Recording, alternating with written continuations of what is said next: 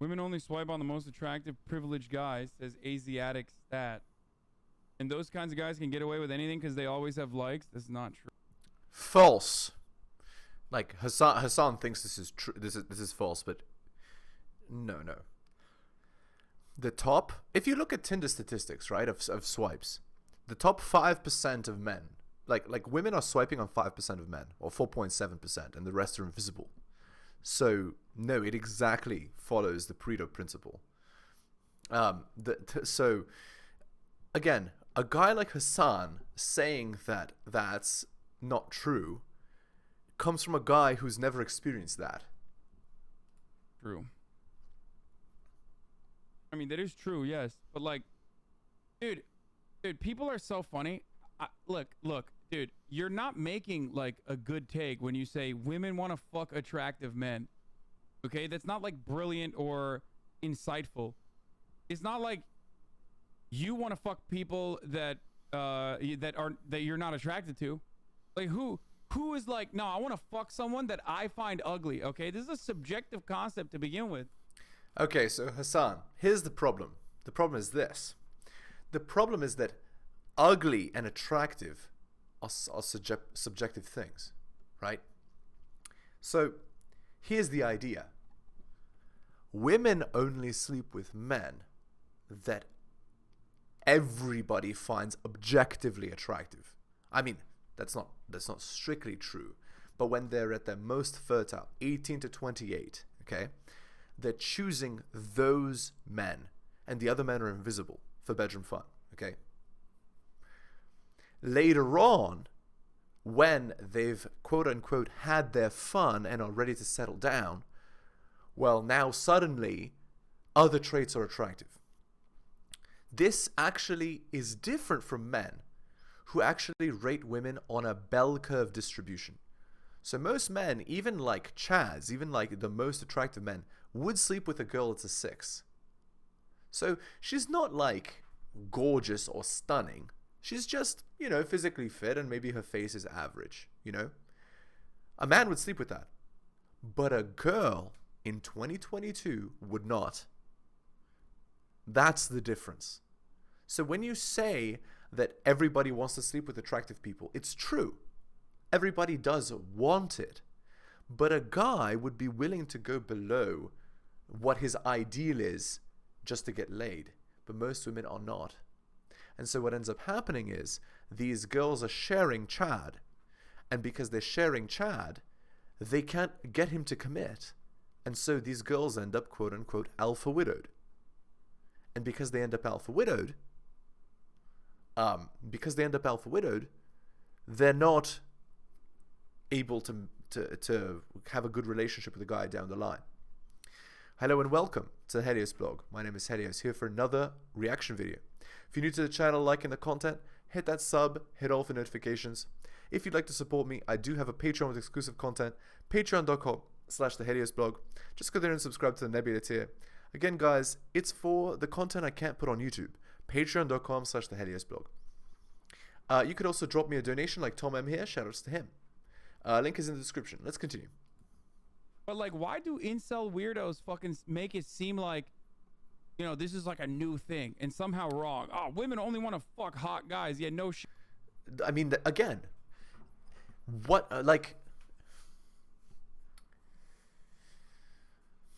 okay, here's the problem.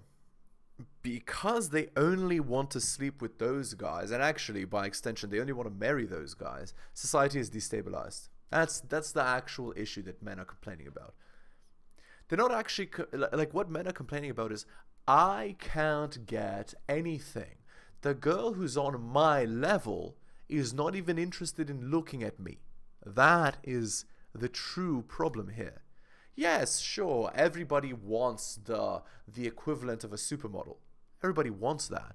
But men are willing to settle, and women aren't when they can have children. Do you see what I'm saying, guys? That's the difference. So Hassan is being disingenuous here. He's just going by this egalitarian, equalist mindset that men and women are exactly the same. And that's where we go wrong here. Shit. Why? What are you doing? I want to fuck only ugly women. I want to fuck women that I don't consider to be hot. So weird. Like, again, most men, maybe they start off with that belief set when they're 18, right?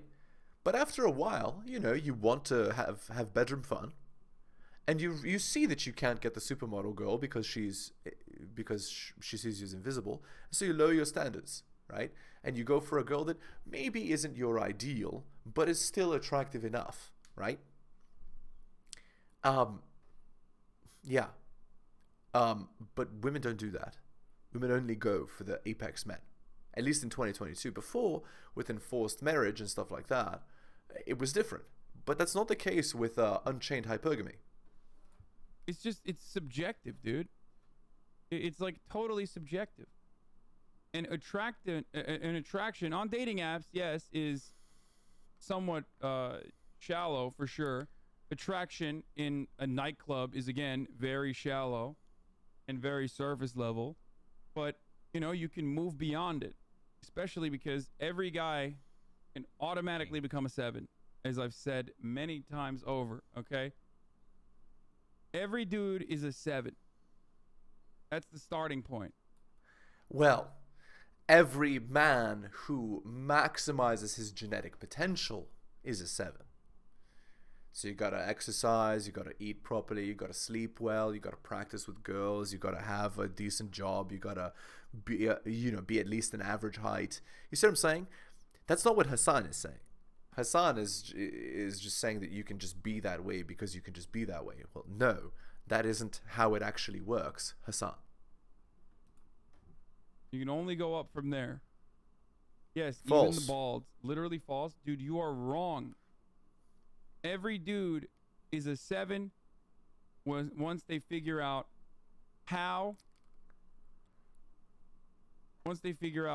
what kind of hair works with their dome, okay, what kind of facial hair works with their face, and they shower, okay, they figure out like a skincare regimen, and they shower regularly, and they smell nice, and they hit the gym. You see, the first 3 not that important.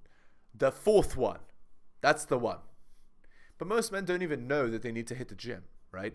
And it doesn't even have to be the gym. It just has to be regular, consistent exercise 3 to 4 times a week, going hard, right? Like, let's say 2 hours, right?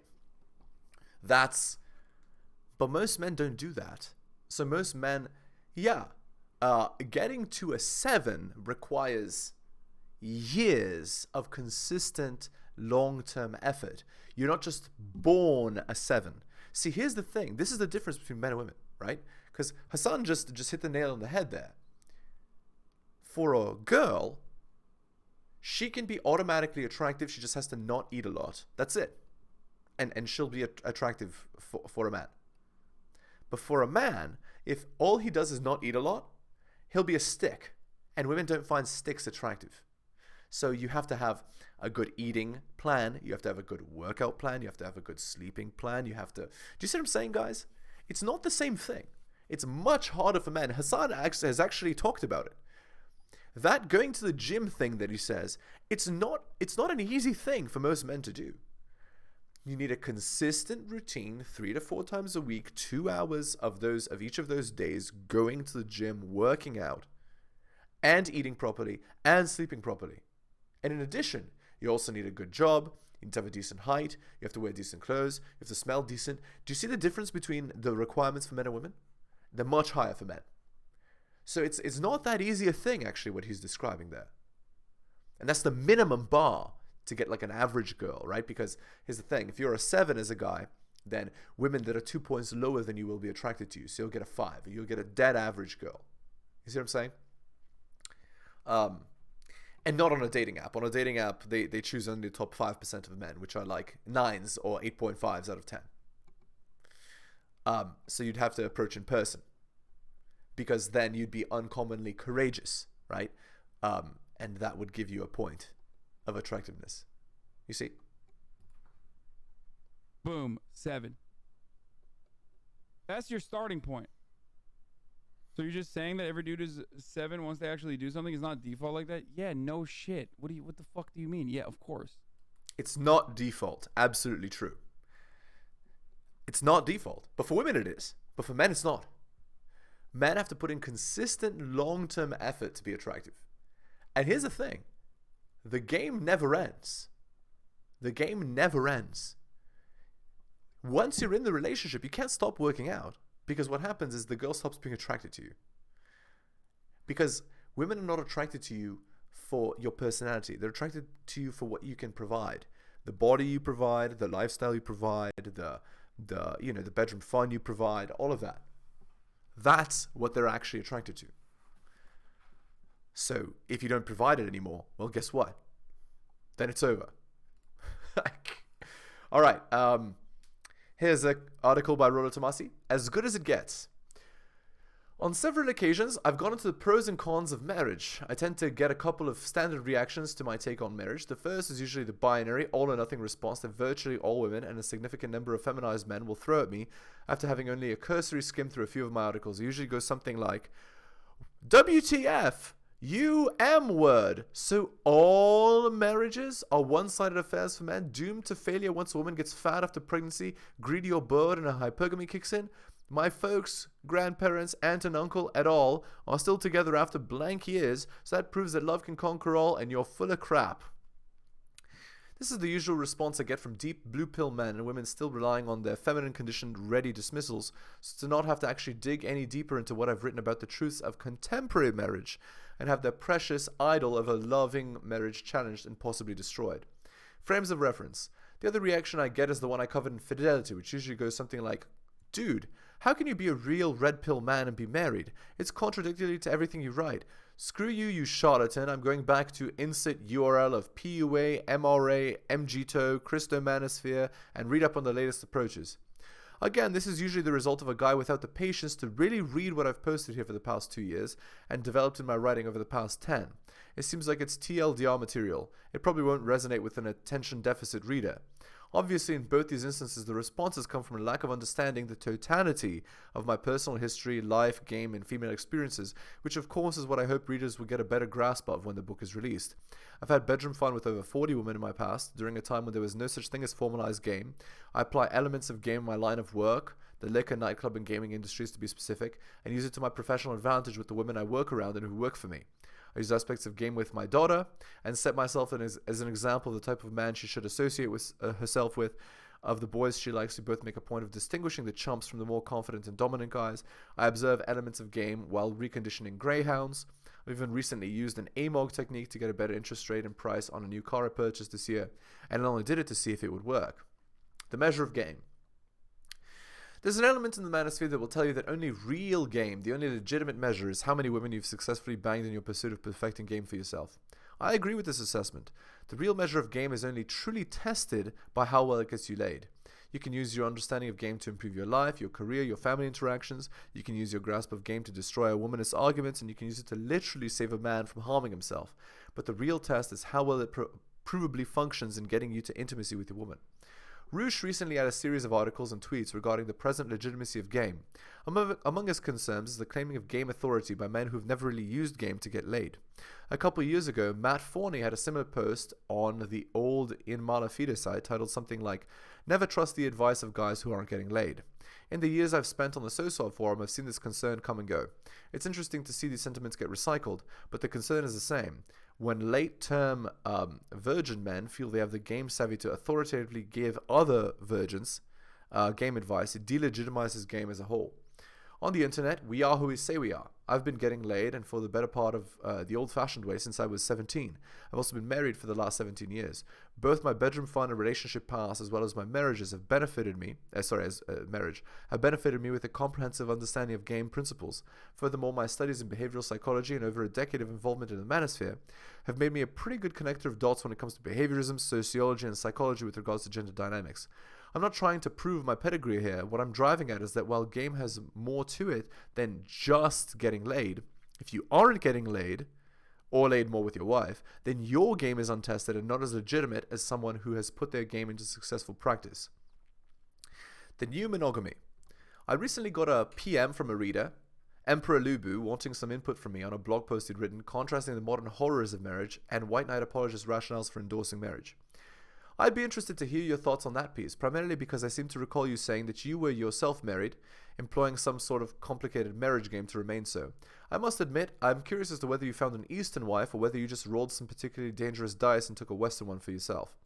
As I stated in Fidelity, I'm not anti-marriage, I'm anti-uninformed, Pollyanna, shoulda saw it coming, oneitis fueled, shame-induced, bound for bankruptcy, scarred my children for life, hypergamy is a bitch marriage. I could very easily detail the aspects of my 18-year-old relationship with Miss Tomasi that would sound like my marriage is a one-of-a-kind white knight miracle. But it would only come off as some naive rationale similar to the social conventions Lou Boo lists in his post. However, I assure you, Miss Tomasi is a pretty thin blonde American. Any game I do run is long past the point of being a very uncomplicated subconscious part of who I am, and I'm well aware of how hypergamy, the feminine imperative, and Western matrimonial laws collude to make marriage a dangerous prospect. In contrast with this, Dalrock had another post from the other side of the divorce spectrum in quoting an interview with Kate Bollick. For people who want to have children and raise them with someone else, I wonder what the next alternative for love, bedroom fun, or reproduction is. Because it seems like for women there's currently two options. Option A is dating, marriage, kids, and divorce, remarriage, etc. Or option B, which is a non-traditional alternative, where it's everyone for himself trying to figure out what fits. Option A being pretty clear, and option B is wide open. As you can see, the future looks pretty bleak for anyone rooting for team marriage. For the extreme manosphere perspective, marriage is akin to Russian roulette with 5 rounds and a 6-shot revolver. From the Jezebel Bollock side of the equation, the SMV navigation plan is no longer in need of any pretense or concealment. Women are now comfortable in admitting the plan actually is to cash out of the SMP casino between 27 and 28 years of age and take the beta provider schlub to the cleaners for future cash and prizes. Even for Athol K, his MMSL is an effort in after-the-fact marriage damage control. As good as it gets. So where does that leave us? Back in 2003, Tom Lakis once had a great rant about how being an unmarried man spinning plates in his mid-20s to mid-30s was as good as it gets. I'm beginning to think this was more than a bit prophetic. I've written 6 individual posts about the various aspects of plate theory, and although I presented the options for a more continued plate spinning and a path that leads towards monogamy from plate theory, I'm starting to wonder if a continued indefinite commitment ambiguity isn't simply as good as it gets for men today. For as much as Aunt Giggles would have anyone believe that both men and women want to be married, want's got nothing to do with it. A desire to be married and live in an idealized and secure state of mutual love and respect for someone is really a no-brainer. The whole Minter affair, literally and figuratively, in July superimposes the idea that even the most anti-marriage guy still wants to be married, but it's not the getting where the problem starts, it's in the having. I have no doubt that the idealization of marriage, enduring companionship, mutual love and respect are very strong desires for men. But as I stated in my love series, men love idealistically, and whereas women's love is rooted in opportunism, women get very upset at this proposition because they tend to conflate an unrealistic desire for unconditional love with a love based on a man's performance for her in order to earn and keep it. It's not that men expect some childish form of unconditional love, it's that a man must continue to maintain that love through performing and meriting it. This is what I mean by women loving opportunistically. Alright, and back to the video. Yes, you need to do something. You can't just like fucking crawl out of the womb looking, you can't just like naturally. 5 months of a J-prop. Some people are naturally attractive, okay? Some people are naturally, they have low body fat percentage, or they're like, there's always that one dude that is just jacked, okay?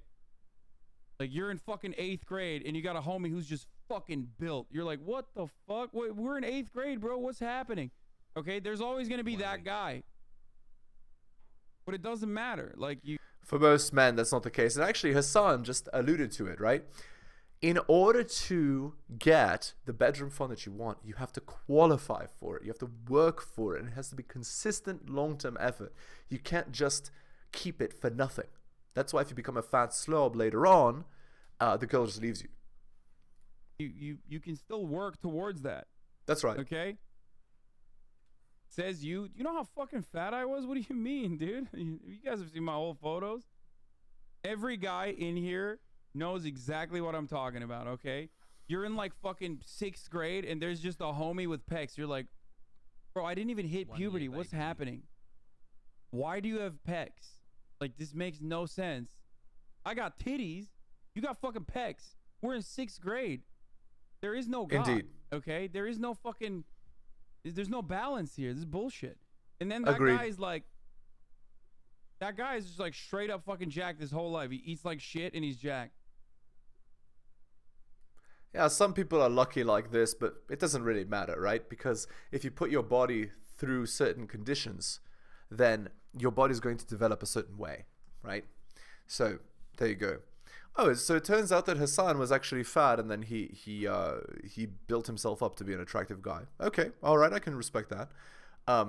So then he has an understanding of how it works, which is that women love like opportunistically, like they wait at the finish line and sleep with the winners. That's how it goes. I was that guy and now I'm fat, lol. Hey, you got to fucking work at it after Literally. a certain point. Exactly. You know who's like that, actually, out of the people that you will know that I'm friends with? Like, there's the dude who's, like, naturally athletic. You know who that is in my, like, larger group of friends? Jimmy fucking Tatro. Okay? Ninth grade and a dude in my class had chiseled He just abs. straight... No, not Will. Will has to work extra hard for that, dude. Are you kidding me? No, Jimmy Tatro.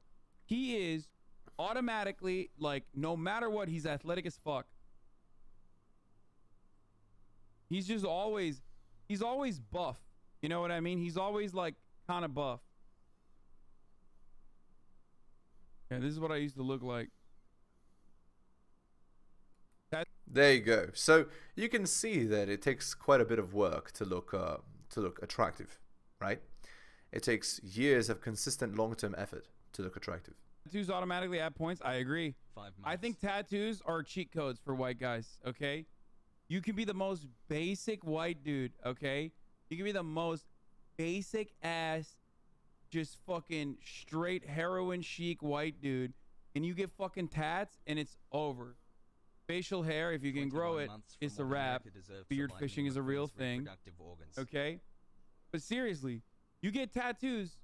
You get tattoos. Every fucking basic, average ass white dude automatically is like way hotter. Okay. Do you know what tattoos actually are, by the way? Tattoos are like sticking your neck out. I don't know how to explain it. Like when men walk around and they have their shoulders slumped and they're looking down, it's a sign of weakness, right? But when they have their shoulders back and their neck is up, it's showing I'm not afraid of you, right? I'm not afraid of the pain that you could cause me. Tattoos show the same thing, right? You've basically been ritually scarred and then you're smiling after. It's showing I'm not afraid of pain, right? It's a very powerful message. So, there you go. Okay. Straight up.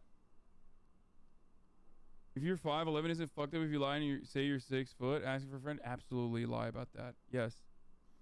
100. Yeah, it doesn't really matter. Like, girls can't tell the difference, to be honest, between 5'11" and 6. Just say you're 6. Because these girls are like, oh, what do we call a guy under 6 feet? A friend, you know, and garbage like that. 100%. Are you kidding me? No one knows the difference, dude. Fuck that. Yeah. Oh my god. Absolutely lie, dude. Are you kidding me? That's so dumb. I tell Even my 5'10" friends that are shorter all the time, just lie. You're so dumb for fucking being honest. You're True. 5'5", you're 5'7" now, bitch. Okay. Literally. Maybe even 5'8" if you're on a good day. That's right. I agree. All right. He's actually giving some good advice here. All right. Let's read this Reddit post from Relationship Advice. It was posted 11 hours ago. So it's a 38 female and her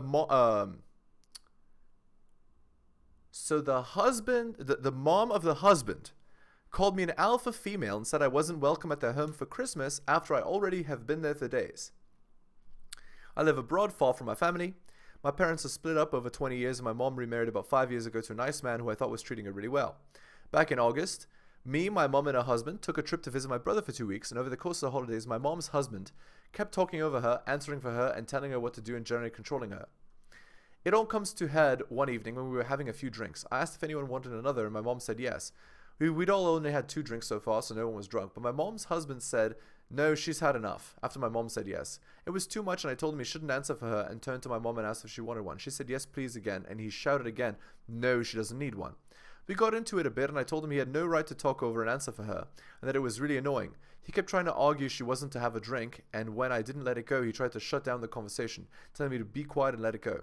Eventually, we stopped arguing. I got my mom and others a drink they wanted. There was an awkward period before we all went to bed and after the drink. Next morning, I felt bad that I'd call him out in front of everyone, so I pulled him aside and said sorry for the way I handled it, but also that it was really frustrating the way he was treating my mom. I said I should have done it in private. He tried to tell me he was looking out for my mom because she had too much, We talked for about 30 minutes and agreed at the end we were okay and hugged it out. I went back to the country I live in after that, and we haven't seen him since. I talk to my mom regularly, and she hasn't mentioned anything in all the time. I also checked in with him during the remaining days of our trip to see that we were okay. He told me it was water under the bridge. Fast forward to Christmas. I asked my mom if me and my partner could come home to their place for the holidays. Since COVID stopped us having a family Christmas 2 years in a row, my mom seemed excited and we made plans to be there. I've been here since the day before Christmas Eve, 23rd, and my mom's husband has been progressively cold towards me. We had a death in the extended family on Christmas Day, so I just chalked it up to the awkwardness of that. But on 26th, my mom had a best friend of 37 years over for the traditional cheese party, and her husband was absent. He didn't greet my mom's friend when she came in, he was rude to her and ignored her when she said hello, and he finally did come into the kitchen at some point. He came in again, and we were arranging to go for lunch another day, so I invited him along. He shouted at me saying no, he wouldn't be going and not to ask him again. I said sorry, just wanted to include you. It was rude of him. My mom's friend got very embarrassed. I felt really awkward and so did my mom. Then he stormed out of the kitchen. My mom's friend left very quickly after that, and my mom went into bed with him. This morning, I felt so weird and awkward, and so did my partner, so we decided to get out of the house and go into town for lunch. I texted my mom to ask what happened. Had I done something to annoy him? She didn't text back, but an hour later, her husband texted me to say, I think we need to have a face-to-face talk. When I came home, we went out for a walk, and he told me he was still annoyed about what had happened on the holiday 6 months ago because we needed to talk more about it. And then he'd asked my mom to tell me I wasn't welcome at the house for Christmas, but my mom refused. I was flabbergasted that a grown man could have feelings about something that long and not say something to me, and try to put my mom in a position where she has to tell me I'm not welcome. I told him it was really emotionally immature for him to let it fester so long, that I had no idea he felt that way, and that it's cold and standoffish this whole Christmas. I would have never brought my partner, who has social anxiety, into that situation had I known. He told me he thought I was an alpha female, quote unquote, who dominates the space and disrupts how him and my mom normally live, and he didn't want me there. I feel like maybe he felt emasculated on a holiday, and when I challenged him, and he's been holding on to feelings of that this whole time.